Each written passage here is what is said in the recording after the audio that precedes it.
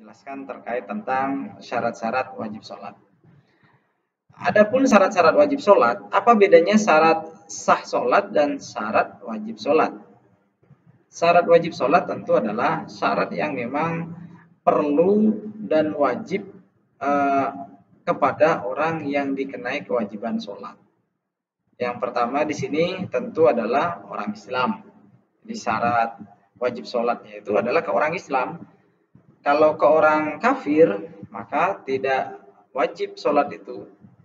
Ya, fala tajibus sholatu 'alal kafiri al asli wala yajibu 'alaihi qada'uha idza aslama.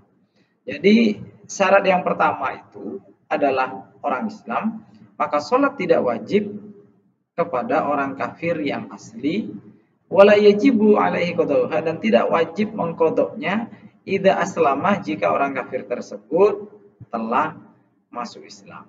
Sehingga yang pertama, saya ulangi lagi, syarat wajib sholat itu adalah orang Islam.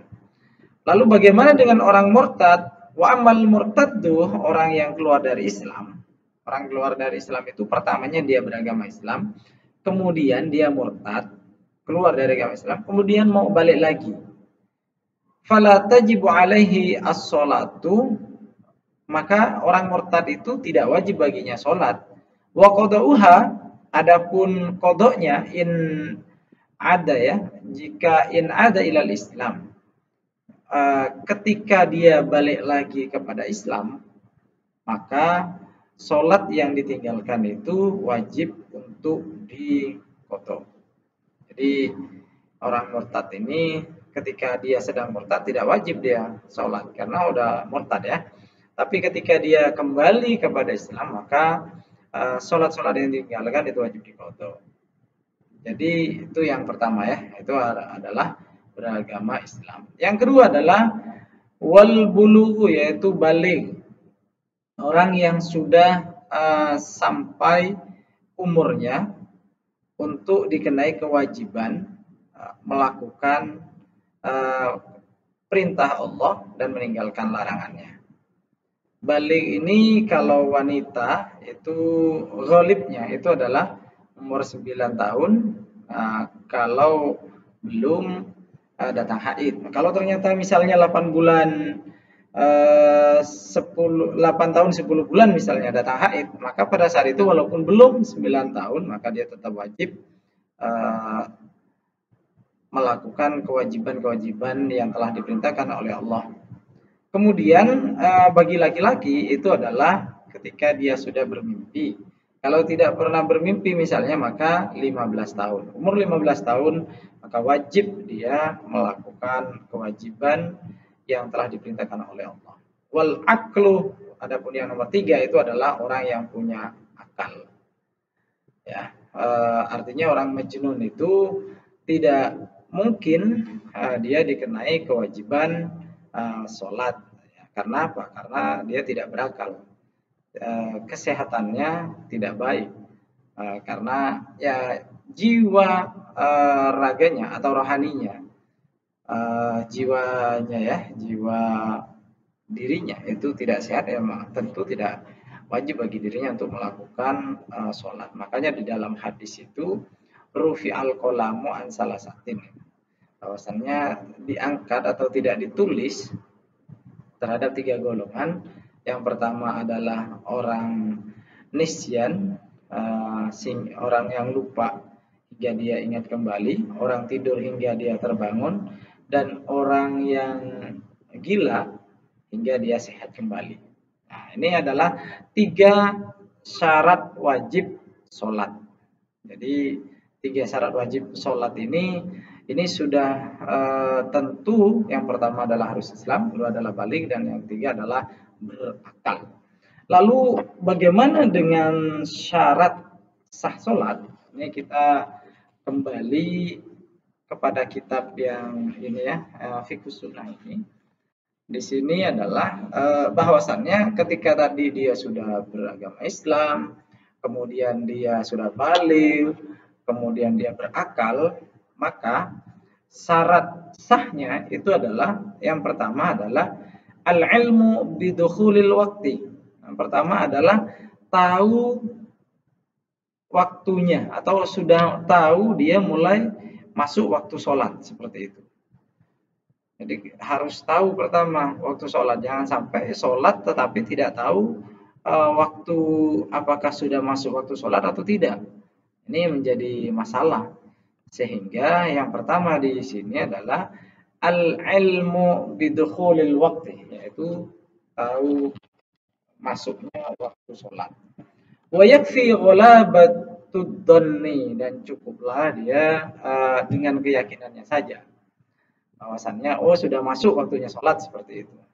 Harus yakin ya, tapi jangan sampai misalnya mau sholat zuhur masih jam 2, tapi dia yakin mau sholat asar ya, mau sholat asar, tapi waktunya masih jam 2 itu, yakin bahwasannya asar itu sudah masuk. Itu keyakinan yang tidak jelas itu ya.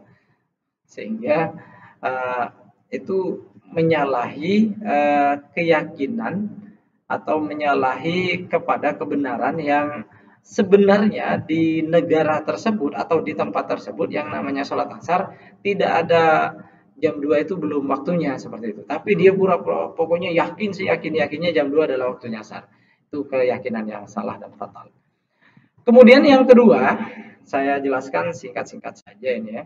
Yang kedua adalah at-taharatu minal hadasil asghari wal akbar. Yakni bersih dari hadas kecil dan hadas besar. Hadas kecil nih ya bisa kencing, buang air kecil, buang air besar, kemudian mohon maaf keluar angin seperti itu adalah harus bersuci. Bersucinya dengan cara, kalau ada najisnya berarti harus dibersihkan dulu najisnya. Kemudian setelah itu barulah bersuci dengan wudu. Adapun hadas akbar itu adalah dengan cara bersucinya adalah dengan mandi besar tentunya. Misalnya junub, ya, janabah, melahirkan, nifas, haid dan yang lainnya itu adalah bagian daripada hadas besar yang cara mensucikannya itu adalah dengan mandi besar. Jadi jangan sampai ternyata dia sedang hadas besar tapi cuma wudu saja, itu tidak bisa menggugurkan kepada hadas besarnya. Kecuali hadas besar dia tidak wudu misalnya, kemudian hadas besar, maka ini bisa menggugurkan hadas kecilnya apabila sebelumnya itu telah dia berwudu sebelum mandi besarnya ya, wudu. Jadi yang kedua syarat sahnya itu adalah suci dari hadas kecil dan hadas besar.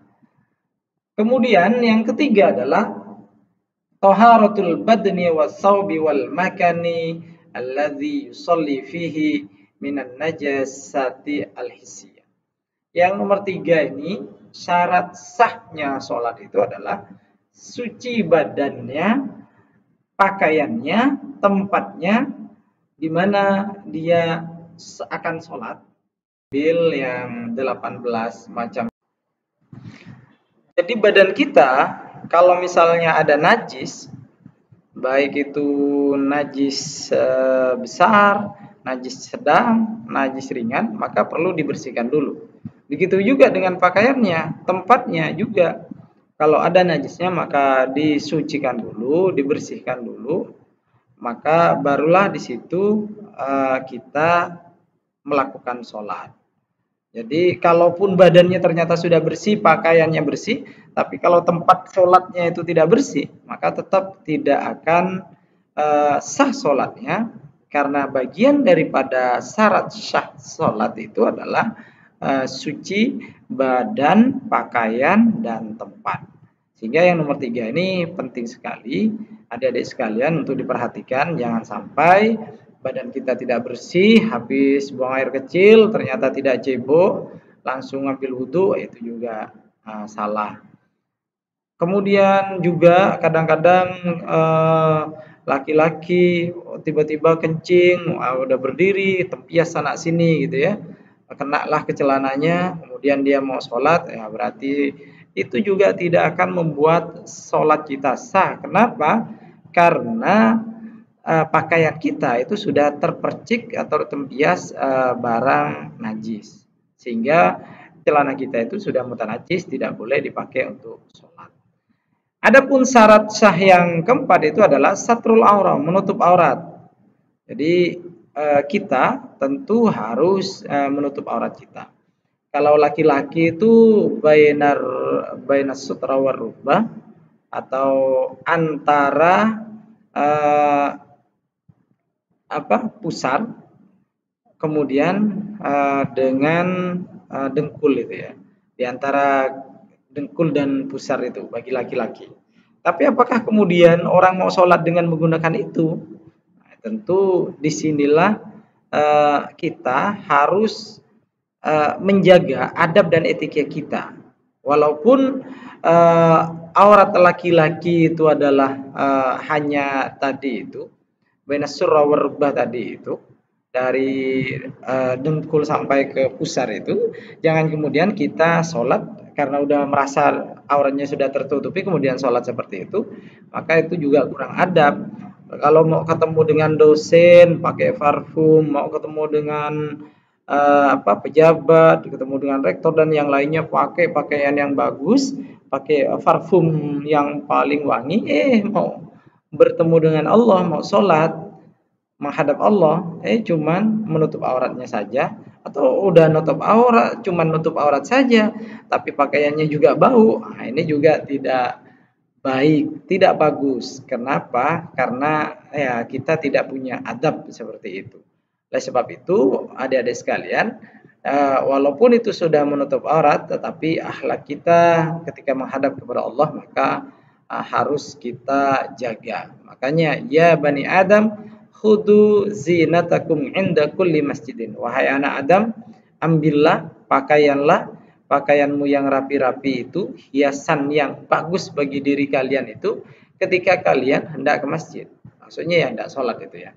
Mau sholat seperti itu ya. Hendak sholat, bukan tidak sholat. Ketika hendak sholat atau mau ke masjid. Ini adalah batasan aurat laki-laki. Lalu bagaimana dengan aurat perempuan? Aurat perempuan itu jami'ul badan, illa al-wajh wal kafain. Ini bagi sebagian ulama ya. Semua anggota badan kecuali telapak tangan dan muka. Tapi ada juga yang mengatakan bahwasannya aurat perempuan itu ya semuanya seperti itu. Sehingga ada teman-teman kita, saudara-saudara kita di sebelah itu yang pakai cadar seperti itu. Nah, itu tidak masalah. Jangan kemudian kita salahkan. Nah, itu adalah pemahaman dari mereka. Begitu juga dengan apa yang kita lakukan, misalnya muka kita tidak pakai cadar atau adik-adik yang perempuan tidak pakai cadar, kemudian tangannya juga tidak ditutup semuanya, juga jangan disalahkan karena itu juga masih khilafiyah juga. Jadi pendapat mereka kita maklumi dan apa yang kita praktikkan juga harus dimaklumi oleh mereka. Ingat, itu adalah bagian daripada perbedaan. Sehingga tidak perlulah terlalu dibawa jauh, dibawa ke perdebatan sehingga menjadikan satu sama lain saling bermusuhan gara-gara pemahamannya yang berbeda tadi. Kemudian yang selanjutnya ini adalah kalau tadi yang nomor 4 tadi adalah satrul aurah, yang nomor 5 adalah istiqbalul kiblat. Istiqbalul kiblat ini adalah menghadap kiblat. Ittafaqul ulama wa annahu yajibu 'alal musalli ay yastaqbilal masjidal haram 'inda shalah. Bagi ulama ini sepakat bahwasannya kewajiban bagi seorang yang sedang sholat, musolli, itu adalah menghadap ke Masjidil Haram ketika dia sholat. Fawalli wajhaka syatrul Masjidil Haram. Maka hendaklah hadapkan wajah kalian kepada Masjidil Haram. Masjidil Haram, apa bedanya kok istiqbalul kiblah tapi ayatnya fawalli wajhaka syatrul Masjidil Haram? Apa bedanya menghadap kiblat dengan Masjidil Haram? Ya, ini karena Masjidil Haram itu di dalamnya ada kiblat. Jadi ketika menghadap ke kiblat itu ya ke Masjidil Haram seperti itu. Tapi pada esensinya itu adalah kepada kiblah atau Ka'bah itu ya, menghadap ke Ka'bah itu. Bukan kepada masjidnya misalnya.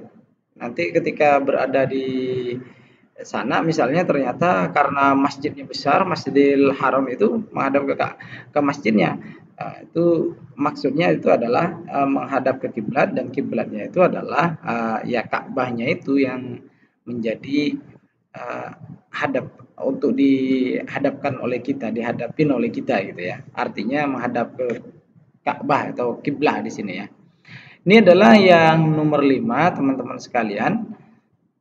Jadi syarat sholat itu, syarat wajib sholat itu ada 3, Islam, baligh, dan akal. Sedangkan syarat sah sholat itu adalah ada 5, yaitu yang pertama adalah tahu kapan waktunya sholat atau masuknya sholat. Kemudian yang nomor 2 adalah suci dari hadas besar dan hadas kecil. Sedangkan yang ketiga itu adalah suci badannya, pakaiannya, dan tempatnya. Yang keempat adalah menutup aurat. Yang kelima adalah menghadap kiblat. Ini adik-adik sekalian yang perlu dipahami oleh adik-adik sekalian, sehingga ketika sholat itu sholat kita benar, sholat kita sah seperti itu ya. Tidak seperti yang saya jelaskan di video sebelumnya, bahwasannya orang yang sholat pun itu bisa jadi dia sholatnya tidak diterima. Kenapa? Karena bisa jadi rukun sholatnya itu tidak terpenuhi, tapi selain rukun sholatnya itu adalah syarat-syaratnya tadi. Kalau syarat wajibnya itu seperti Islam, baligh, dan berakal itu sudah syarat mutlak itu bagi seorang muslim ya. Tapi tentang syarat sah sholat ini yang juga tidak kalah penting, karena sah dan tidaknya sholat kita itu tergantung 5 syarat ini. Oke, mudah-mudahan adik-adik sekalian itu bisa benar-benar memahami dengan apa yang telah saya sampaikan tadi. Oke, kita lanjut kepada arkanus sholah, yakni atau bahasa lainnya adalah faraidus sholah, fardunya sholat. Kalau di Fathul Qorib ini adik-adik sekalian, ini ada 18 macam fardunya sholat. Jadi ada 14 macam. Ada 18 macam. Nih, faslun fi arkanis sholati wa sunaniha wa ayatiha. Arkanus sholah samaniyata asyara ruknan.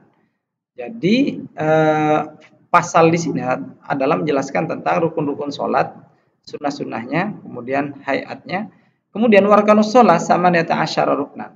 Sedangkan rukun-rukun sholat itu ada 18 rukun. Tetapi saya akan mengambil pendapat yang dijelaskan oleh Sayyid Sabiq dalam kitabnya Fiqhus Sunnah ini, di mana beliau di sini hanya menjelaskan 9 tadi. Ini tentu adalah lagi-lagi perbedaan ulama. Adapun rukun-rukun sholat, di sini saya mengambil pendapatnya Sayyid Sabiq ya. Sayyid Sabiq ini fikihnya memang lebih kepada Imam Malik, tetapi di sini sebenarnya dijelaskan multi madhab seperti itu. Tetapi beliau sendiri penulisnya yang saya tahu itu adalah madhabnya itu adalah Imam Malik.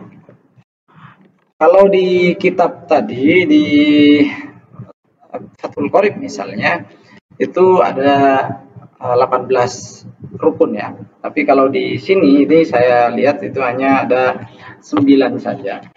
Ada 19 rukun.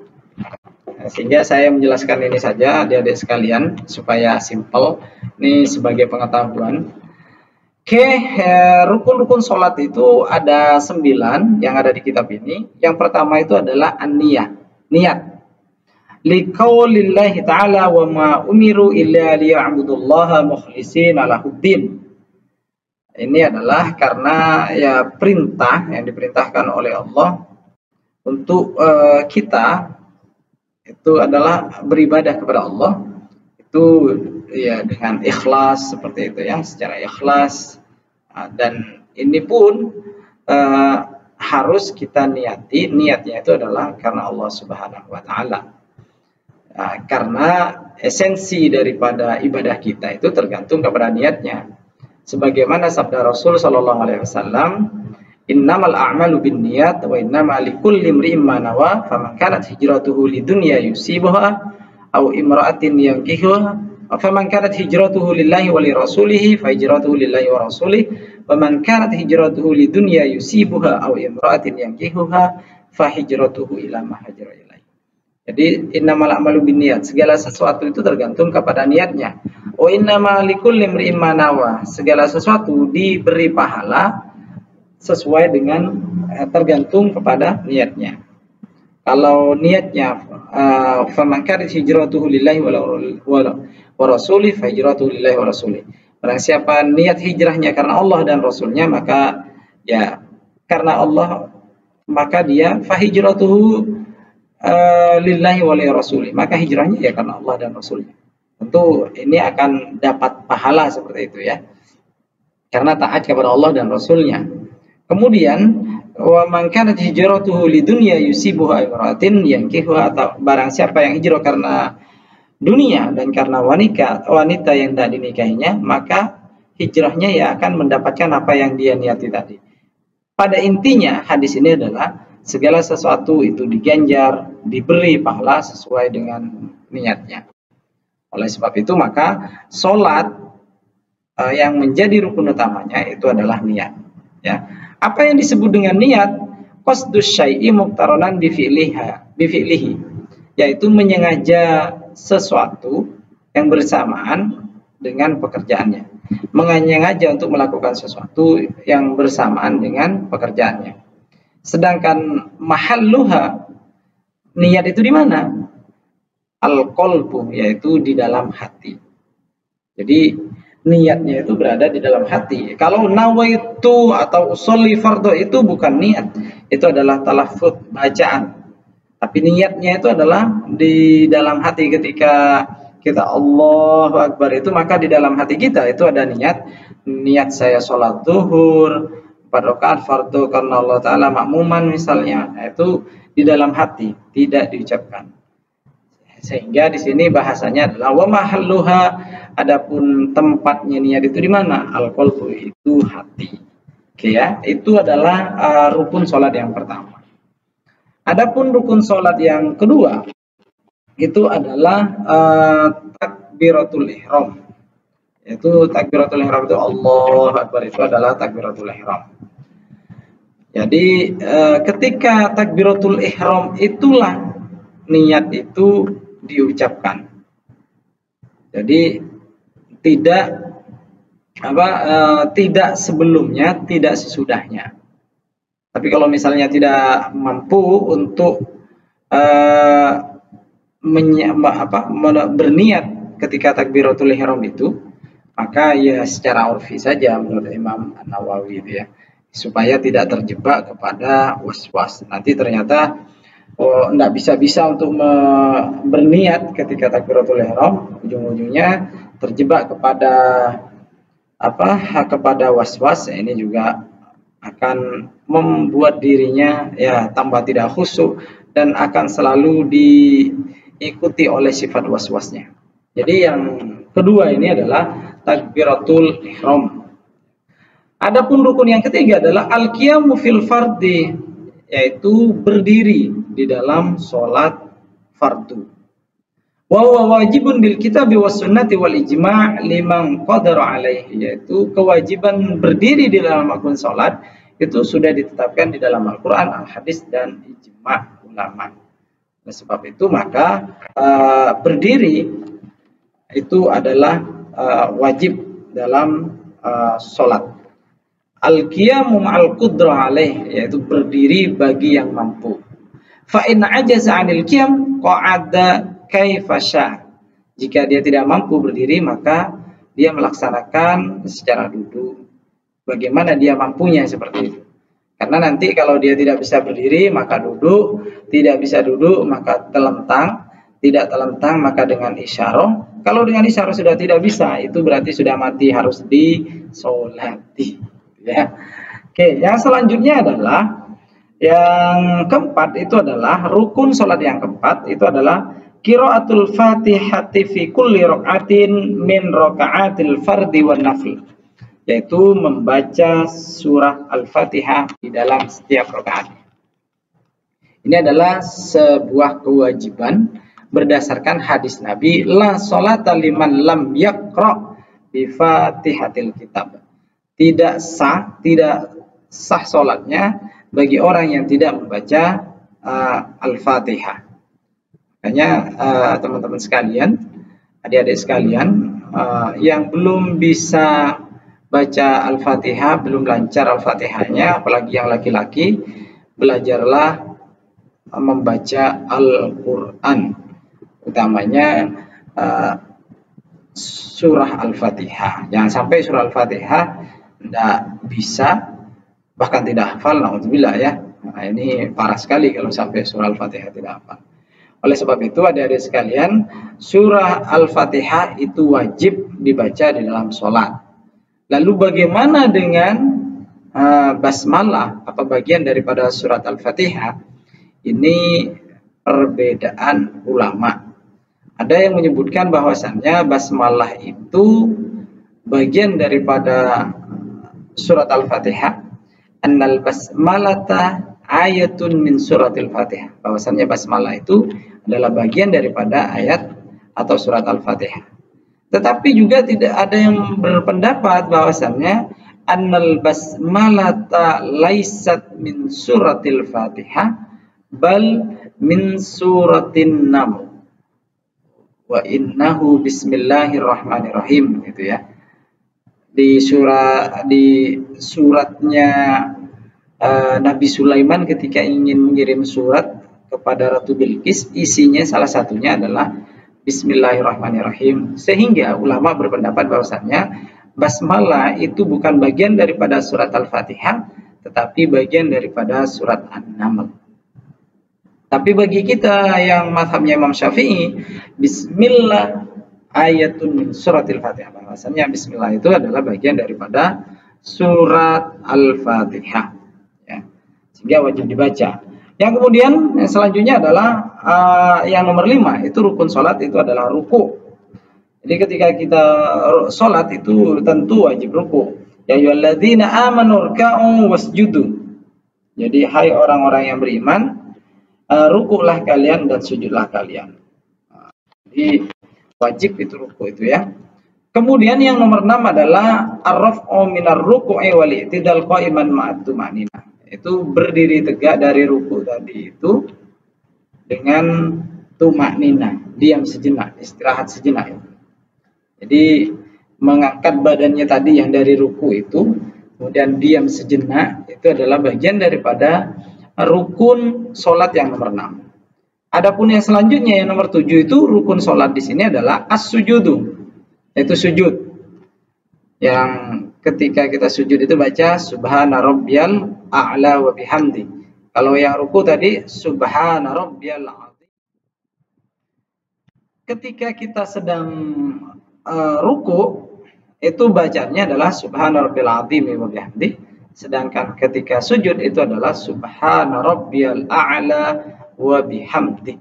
Nah, ini tentang bacaan di dalam sujud. Kalau yang pertama tadi itu adalah bacaan ketika ruku.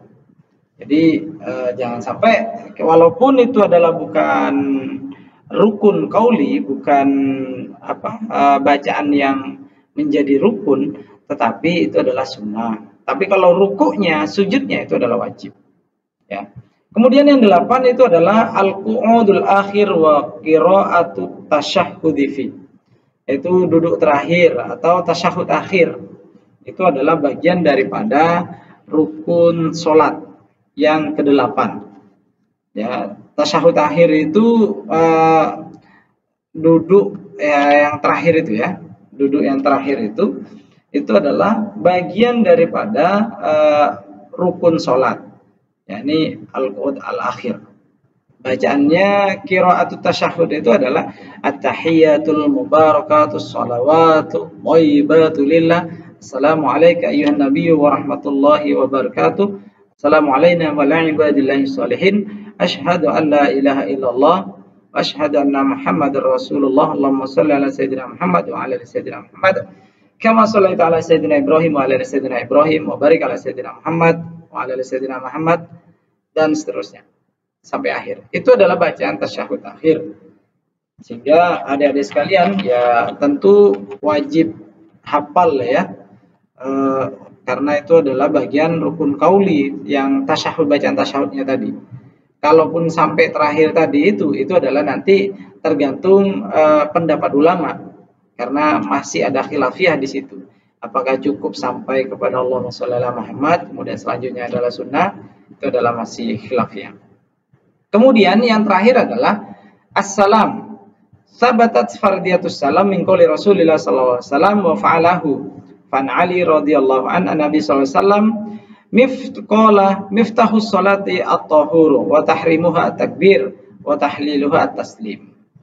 Jadi hadis ini Rasulullah SAW bersabda, kunci sholat itu adalah bersih, wa tahrimuha takbir, memulainya itu yaitu dengan takbiratul ihram itu ya. Tahrimuha itu ya, takbir itu adalah takbiratul ihram. Kemudian wa tahliluha, dan menyelesaikannya, menutupnya itu adalah dengan at-taslim, dengan salam. Jadi menutupnya itu dengan salam. Salam pertama, kalau salam kedua itu adalah wajib. Salam kedua itu adalah sunnah, tapi salam pertama assalamualaikum misalnya ini adalah wajib.